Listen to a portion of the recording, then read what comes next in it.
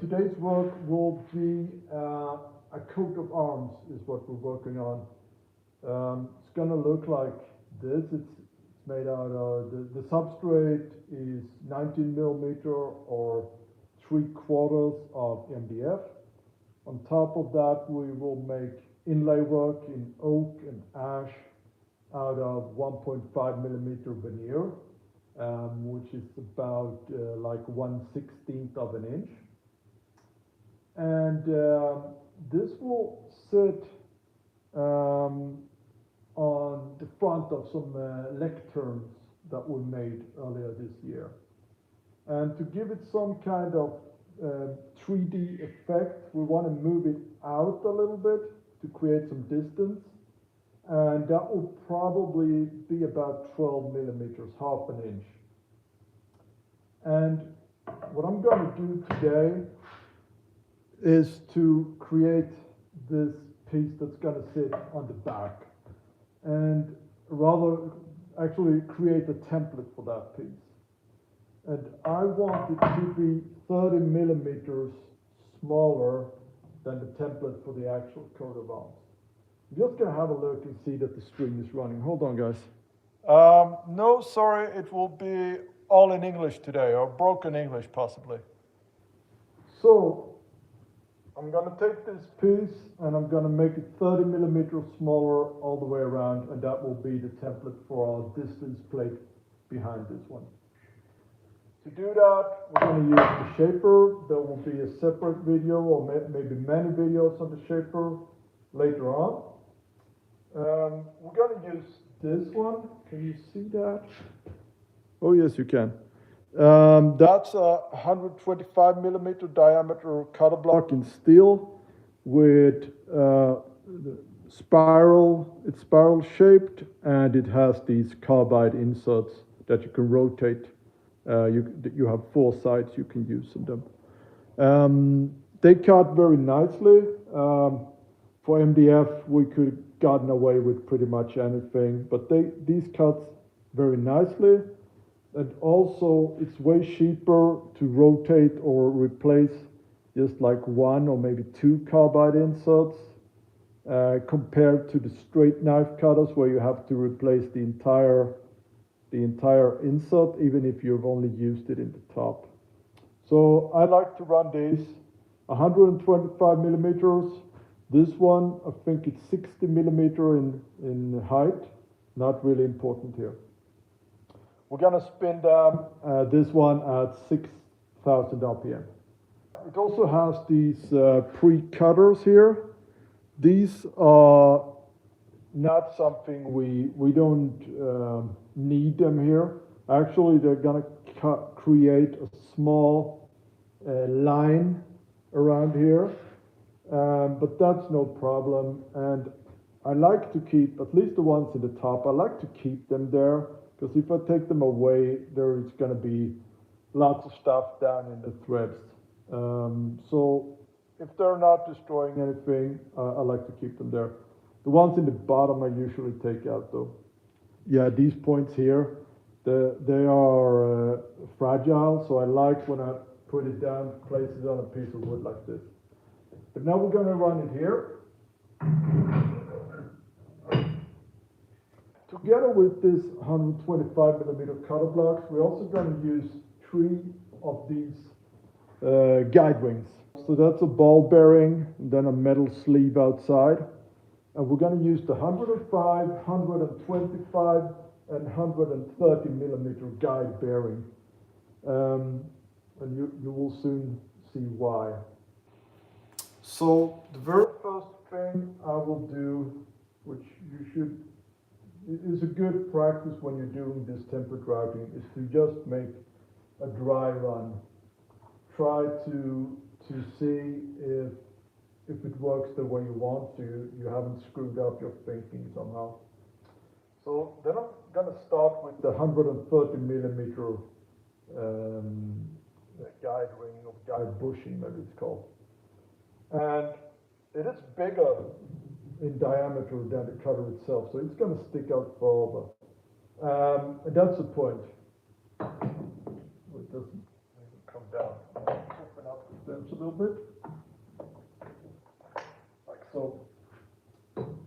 And you can place it straight down here. Can you see that? Yeah, I think you can. There is a ridge here on the cutter, so you can place it straight down without it touching any of the cutters or anything. So put it straight down like that. Then these ones on top, and then the nut.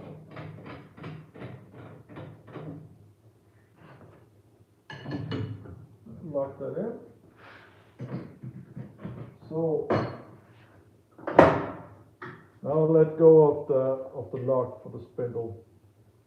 And whenever you have mounted your tooling, make sure it spins freely, nothing obstructing it, and also this one should slide freely. Otherwise you have somehow locked the bearing. Bad thing, of course. And here I will do this dry run. I'll put the fence as close as I can, lock it down, make sure that everything is locked. Then I'm going to use the fence as my starting pin. The fence is going to stabilize the piece before it reaches the guide ring. If not, I'm actually pushing the piece into a spinning cutter. And now I have this very big guide ring on, but that's not going to be the case later. If I push a piece into a spinning cutter without anything, any fence or anything to steady the piece against, I'm going to have this one flying out of my hands. But instead I'm going to stop against the fence, I'm going to run it like this. When I reach this guide bearing, I will apply enough force so that it stops spinning. In the beginning it will spin together with the cutter. And when it stops spinning, I'm just going to roll it like this. You can probably do this in very many different ways, but the way I see it here, there are basically two ways of how you run the piece. And number one is that you start on the fence, you go out here, and make sure that this stops spinning, and then you just follow, and somewhere in the middle is usually easiest. You just follow, let the bearing follow along the entire piece, and all the way around. And this is probably the fastest. What I don't really like about it is that there's a bigger risk that it catches on in the corner, especially if you remove a lot of material. Another technique is that you only do like one edge at a time. That means I start on the fence, I go like this, and I go all the way, and that's it. Then I reset it on the fence again, and I go this one, and I'm done. Maybe not the hand that close, but that's the idea. This is easier to control in my opinion, but the risk is a slight risk that I miss a little bit in the corner. And in that case, you just do it one more time. Or you can combine these methods, that you start with the one side, and then in the end you go around one more time. Yeah, there is the question if I would have done the same if it was wood instead of the MDF, and that's a good question. No, I would have to take into consideration the direction of the fibers, the grain direction, which means that I would have to deal with possibilities or risks of tear out. So that would actually be an entire thing altogether. But I'm not going to go into that now, but you're absolutely correct. I would not have done it the same. I would have to take other things into consideration if it was solid wood. Did we get any other questions? Nope, I think so. I hope that was an answer to your question, Oscar. So this 130 millimeter guide ring was only to help me make the dry run where I feel that is this going to work for me. So we're not going to use it. Obviously, nothing is cutting because it's bigger than the cutter block itself. So I'm going to remove it again.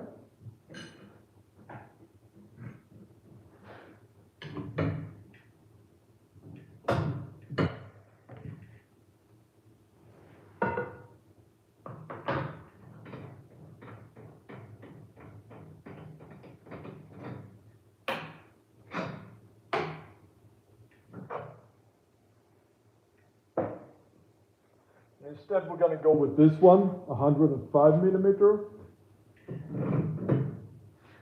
And let me see, I'm just going to tighten these nuts here.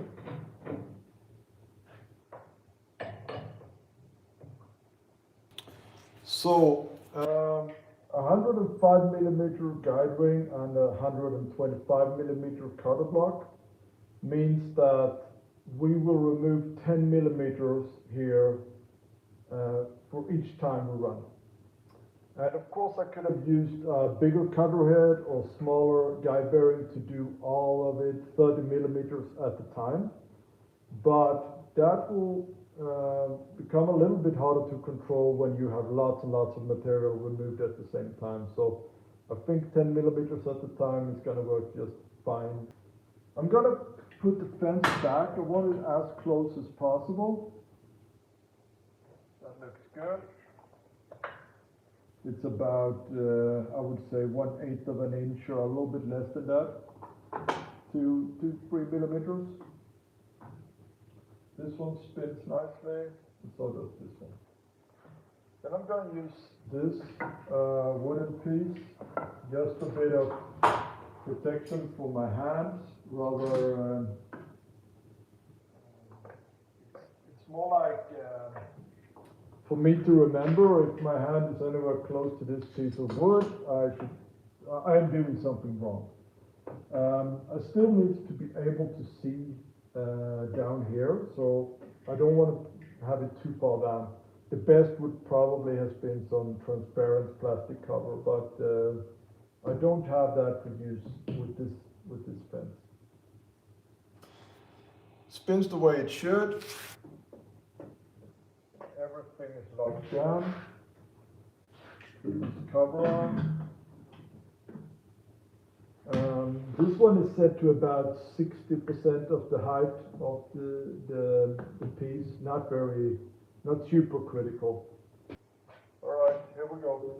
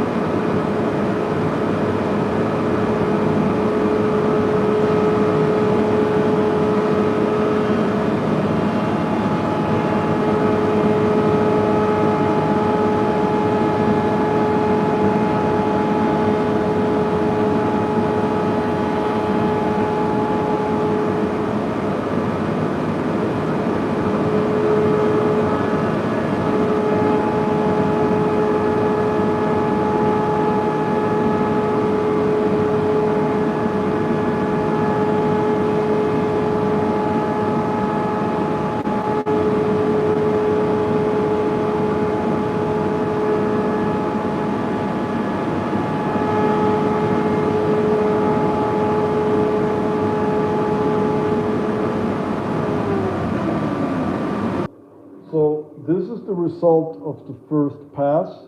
Removed 10 millimeter, and it went fine. I'm happy with the result.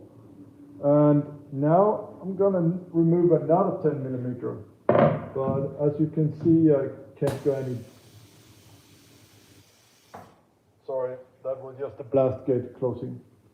As you can see, I can't go any more here. I could change this one for a smaller diameter one, of course, but instead I'm just going to turn it over like this. So now the guide bearing will register against this surface, which means that it will take away this material and another 10 millimeter underneath. Apart from that, it's going to be the same as I just did, all the sides and then everything one more time.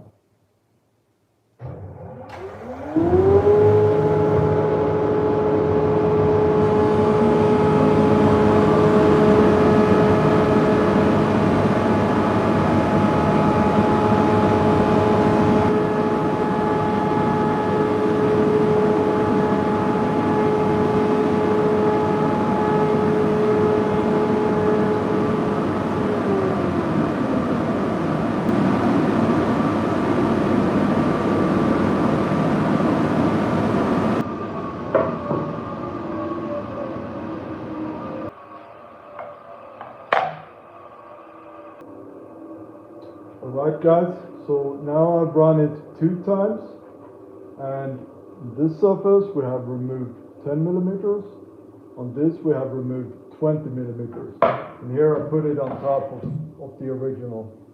So I need to do one more cut to get down to 30 millimeters in total. And well, I'm going to do exactly the same as I just did.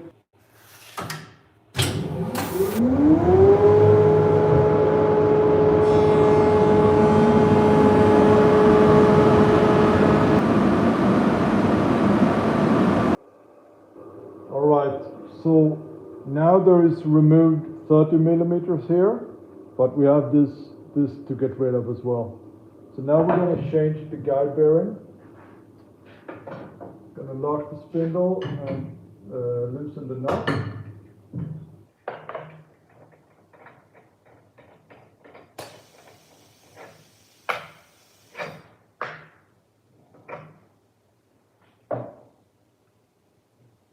Now we want 125 millimeter one, same diameter as the cutting block.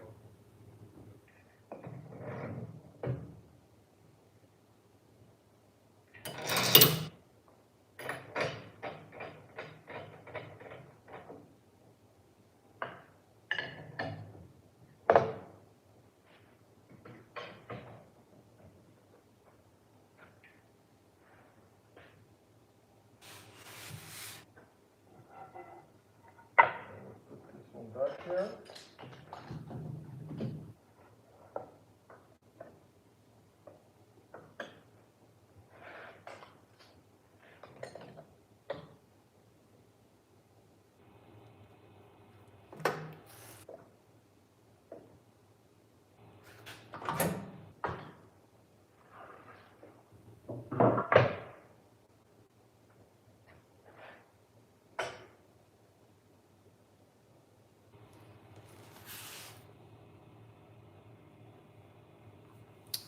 So now we'll make the final pass. It's going to be the very same thing, except that now the guide ring and the cutter block itself are the same diameter, so it's going to be a flush trimming of the excess here. So here we go.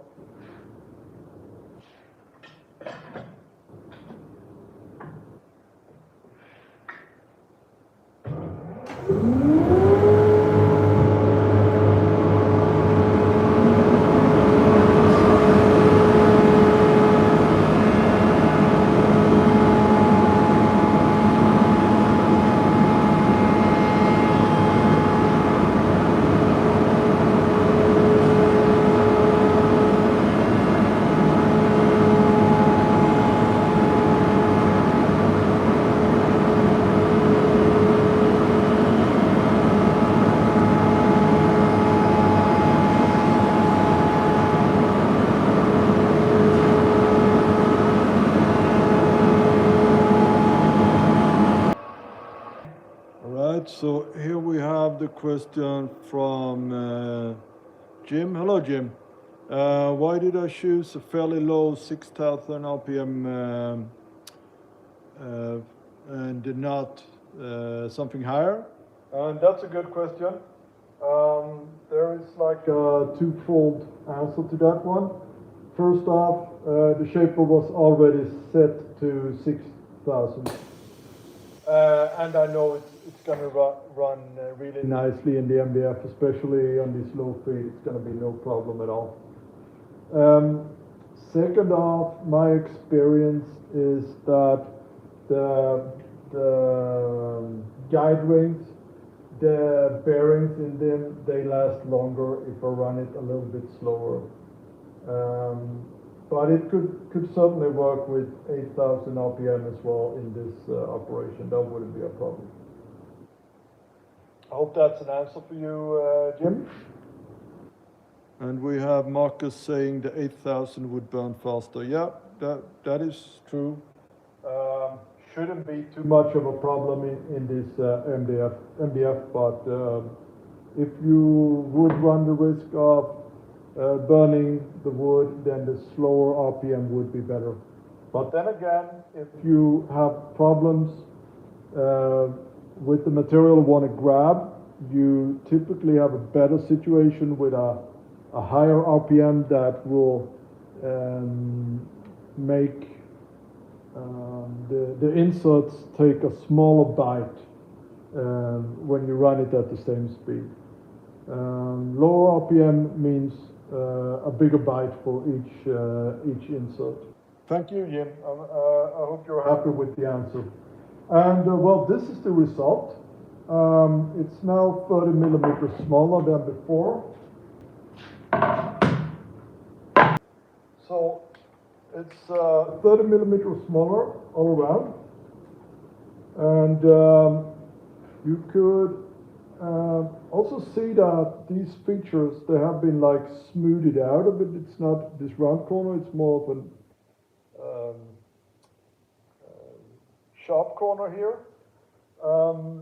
This is not a problem in any way, the way we're going to use it. It will sit behind, it will be only 12 millimeters thick, and there will be ash on the sides. You won't see the shapes of this one really good. Could be a problem in another situation, of course. Not here. On the edge here we have two lines. That's from the pre-cutter in the cutter block that I talked about before. That's not going to be a problem in this case at all. But it could be, depending on what you're making, of course. So that was all for this live stream, our very first. I didn't have a cameraman to help me out today. I just started recording. So I hope you could see what was happening. And well, this was really fun to show you guys. Take care.